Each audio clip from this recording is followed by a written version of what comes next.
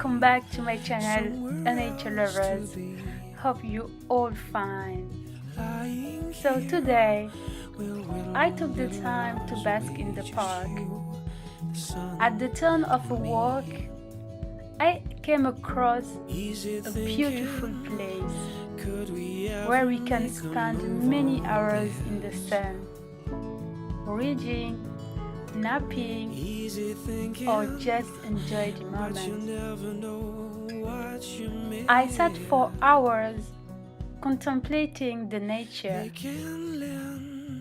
and suddenly, at my feet, I observed the ants. I observed them in the smallest details, and many questions arise. I asked myself, what role do ants have to play in nature? What is the role of each? Do they all have a different role? How do they communicate? Who is the queen? What exciting discoveries! Anyway, I remembered one of the fables of Jean de La Fontaine, the cicada and the ant. I still remember when I was younger.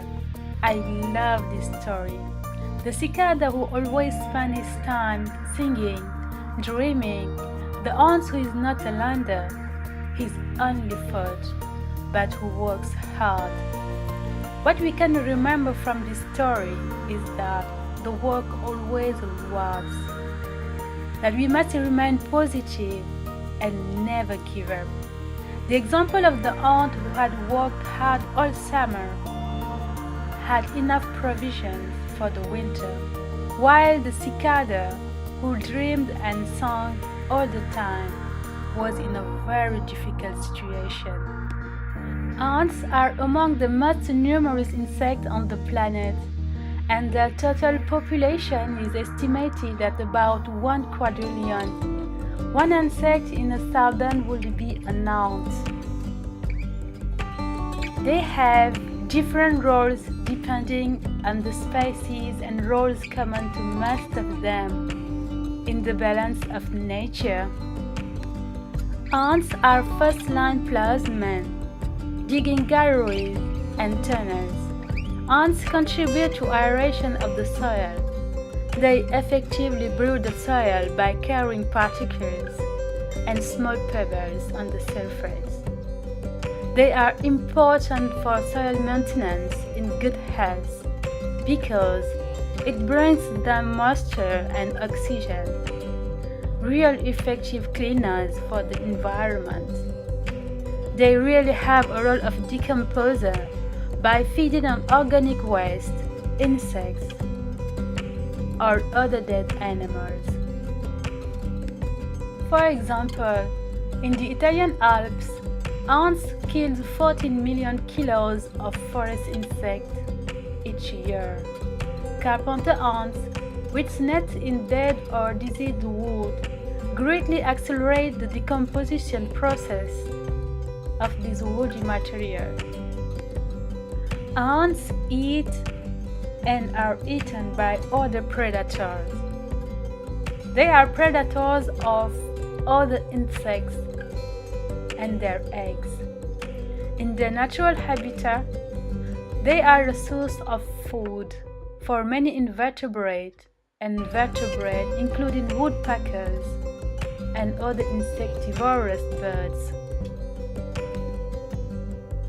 Birds, for example, attack trees with carpenter ants nests to eat larvae and nymph. In general, ants live in underground galleries, while others are arboreal. The ant hill and its surroundings constitute the center of the community life.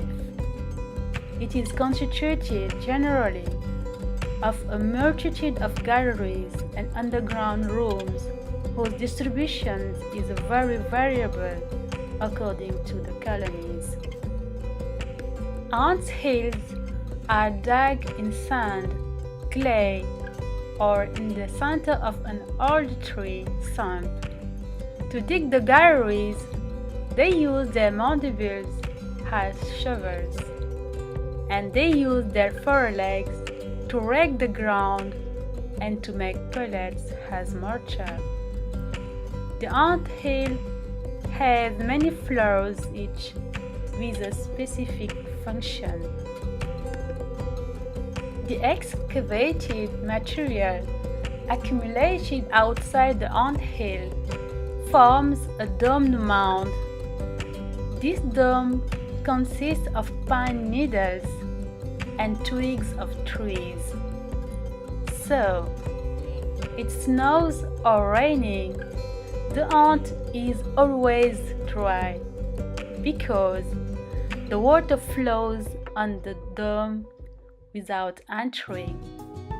Snow and pine needles trap the heat generated by the activity of the ants, and the anthill always remains at a temperature above 20 degrees Celsius. Which intelligence and which organization! And it's perhaps very surprising to see how much we can learn from the wonderful details of this creature. The first thing you notice about ants is how small and weak they are. We can literally crush hundreds with only the sole of one of our feet. When we talk about ants, dear friends, we talk about insects, weakness, smallness, and even insignificance. And who among us even took his time wondering if there was really something important or even intelligent about a poor little ants? Their presence in nature and their actions on the environment are essential to the proper functioning of the environment they inhabit. From now, when I see ants, I like to remind myself of their lessons of wisdom they give to me. For example, the union, the mutual aid, the courage, the optimism, positive attitude, etc., etc. The ant knows how to self-motivate and does not let itself be demotivated by circumstances. Their secret they see in the long term and know the immutable laws of nature. It gives them hope and courage. The ant never abandons. For example, in winter, the ant thinks of summer, and then, especially in summer, the ant thinks of winter. When it's really hard, sometimes there's nothing else to do but hold on. And we must also say that it's not because everything is beautiful now that it will last forever. In times like this, you can reinforce what you believe, revalidate what really matters to you, define your objectives according to certain criteria, then look for your strengths and talents and find out how to put them into action. You can also think about what kind of person you would like to be and define what you should work first to approach.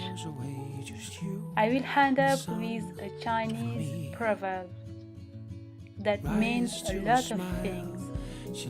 An army of ants can triumph over a poisonous snake. Thanks for listening, and see you on my next one. Follow me on Facebook, Instagram, and Twitter And do not forget to subscribe to my YouTube channel. Take care of yourself with an ocean of love. Bye-bye. Little hours away, just you, the sun, and me. Easy thinking, could we ever make a move on this? Easy thinking, but you never know what you miss.